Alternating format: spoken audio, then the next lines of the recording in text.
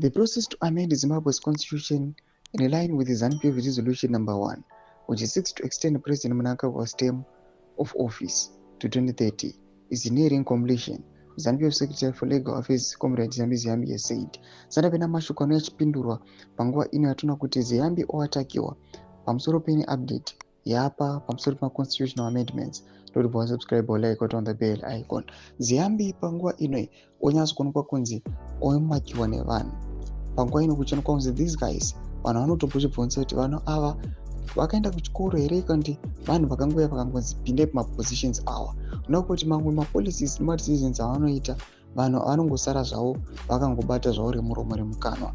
Panapa tinopinda pahendo yamakomichi anobuda chireply to this post yaSnowboy yachiuya achitaura pamusoro paZiyambi achiti, my humble question kuna Minister Ziyambi ndewekuti pavanoti vanhu vati toda 2030 vanenge vazvinzwa naani, ivo vakajika primary election double, then wozonzwa kuzaimutisi anogara kuSA achitsvaka basa ndiye wozoti ikonomi yeZimbabwe yakanaka.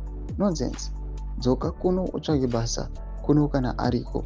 Mashoko anouya achiudziwa vakomana vari kusapota 2030 zvinzi ivembe vakomana kana muchiti vanhu vari kuda 2030 ndivanani vamunoona kuti vakauya vachiti amendai constitution iyalawe mukwanise kutonga beyond 2028. Mashoko ari kuda panguva ino kunyatsonekwa kunzi hazvisina kumira zvakanaka mu the ruling party ZANU-PF. People they are resisting. Kunyange zvazvo ZANU-PF ichiuya chifosa mutungamiri wenyika.